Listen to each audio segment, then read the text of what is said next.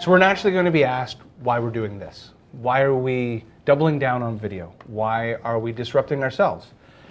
You know, I think great companies are willing to be humble and willing to look themselves in the mirror and say, are we doing the right things? And I look at our history. 2012, we start pioneering social selling, and we devised a strategy around content marketing. And it was very much like a routine, a dance routine. We were webinars, blog, ebook, rinse, repeat. And that worked. Built up tremendous lead flow. Anywhere between 10 to 25% of our leads just come inbound naturally from this. But even that model is starting to diminish. That model is starting to change. I'd love to hear from you guys, because I know our audience, always watching us as a bit of a leading indicator to the evolving sales and marketing tech stack, and of course just consultancy around it. Why are we doing this? Start with you, Ryan. I just think how I behave when I buy, that I'm consuming micro content, I'm checking out videos, I'm checking out what people are saying on social. I'm not really downloading that ebook or going to that webinar. I don't behave that way. Why would I think my buyers would behave that way? And then I also see a lot of sales leaders, and I think this is a really sad problem that needs to be addressed, that they're constantly asking their own teams to sell in a way that they themselves would never even buy. And I just don't get it. So you're sitting in a boardroom with a CRO of a multi-billion-dollar organization, and they're just harping on their sellers not doing enough volume, not playing the game in the way that they've described the playbook. And then you just say, well, how do you buy? How are you even buying what I'm providing right now? Did I act at all like this? Did that get you interested in what we're doing? The answer is always no. Mm-hmm. So then wake up. Why are you asking your sellers to be like that? So I think that ultimately relates to why we have to do this, is because that consumer behavior and how you look for information, read reviews, talk to your peers in your network, all that's just coming into B2B more and more, and it's not going anywhere. I think when it comes to content marketing, we have done what every other company has done before, which is we've relied on volume because that's been the only metric for success. We knew that if we produced 3 infographics a month, it would have this kind of effect. And then if we did 1 webinar a month, it would have that kind of effect. We could expect this audience, etc. And that's fine. It's quantitative. It works. But what's missing is the authenticity. Let's call it the way it is, right? Like, we're buying from other human beings, and other human beings want to be able to scope out your personality. Are you sincere in your approach? Are you sincere in your voice? Look, I admire guys like Jim Keenan. I admire guys like Gary Vaynerchuk. You know, a lot of people say, why do they use certain language? But it's authentic. I completely applaud them for that. They're expressing their personality, and they're wearing their heart on their sleeve. And our hope is that as Sales for Life evolves, that, you know, people start to see that we're human beings. We have families, we have likes, we have dislikes. We want to genuinely help you achieve an outcome. And if they feel that, then I think the world is just better for us and them. So I think evolving content marketing is a function of not just something else not working, it's getting closer to the root of authenticity. How do we become more authentic as humans, as business operators?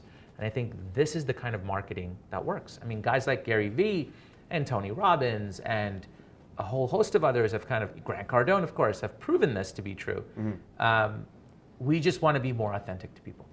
I think that actually relates, sorry, Jamie, to also getting closer to customers. So there's a difference between that more traditional content marketing strategy around this is what I think people want to consume, even if you're getting some quantitative stories to show you, to your point, you know, we put out a webinar, we get this level of attendance, and then this many people didn't go, then we reach out and see what happens as far as interest. I think that also directly relates to the fact that you have to shift what happens after that initial intent happens. So I remember when we looked at this more traditional content marketing model, we could get pretty good in understanding the show-up rates and then what kind of meetings we could book out of it, and then ultimately what turns into a next step towards a proposal, towards a customer, etc. But you saw diminishing returns there. Mm-hmm. And I think a lot of that is because you weren't listening to the market and being authentic to help them at the right time. You were acting more like, oh, you wanted to learn about something? time to buy. That's not the case. People are just trying to learn. So of course you're going to have poor returns if you're not just trying to continue to help them learn rather than just trying to convert a sales process or convert a next step. And that was one of the things we learned the hard way with our SDR team at the time. Because I think even the way that you were talking about authenticity or helping people, that wasn't how that team was structured to be measured. That wasn't how that team was structured to be compensated. Mm-hmm. And if you change that and be more authentic and getting closer to helping the customer, I think the function of the SDR or the function of the top of the funnel can still be really fruitful for you. I've been visualizing it mentally. You mentioned Grant Cardone, and the way that he visualizes money flowing, the way he visualizes money is it's his responsibility, as money is never actually owned, it's only transferred through people. Wealth is transferred. Wealth is transferred through people. And if you believe the thesis that we are in the golden age of the knowledge and digital era, like this whole world is just about knowledge, data, then I actually think of what we do. We're on endless phone calls every day, flights, boardrooms, and we're just accumulating knowledge at a rapid pace, and frankly at a pace that most C-level sales and marketing executives couldn't possibly accumulate because they're so busy in their own jobs.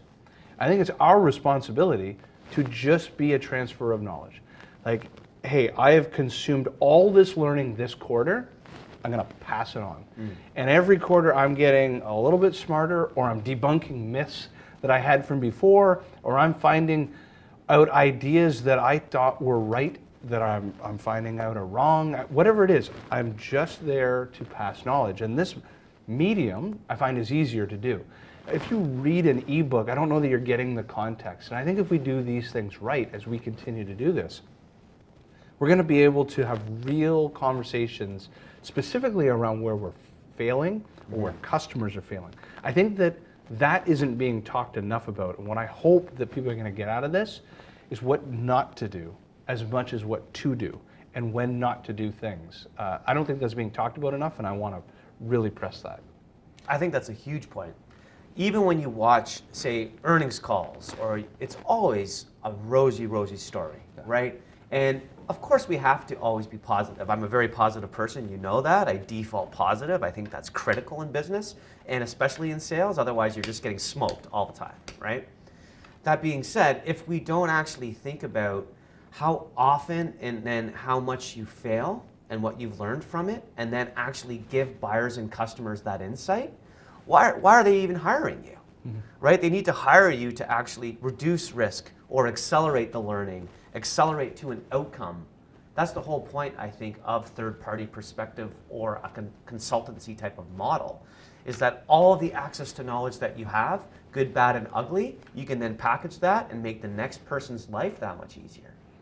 And I think that's overall, going back to our point on why we're doing this style of content marketing and why we believe it's better, and that's our thesis genuinely, it comes down to the internet.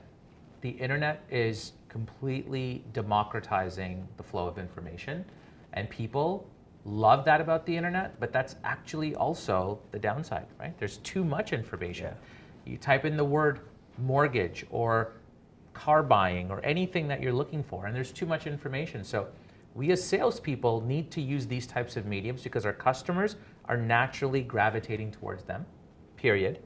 And on these mediums, we need to be conveyors of information, but distilled information. Information that's precise, Cole's notes, if you will, that empowers that listener, that viewer, to get information rapidly. And as long as we do that, I think we'll win.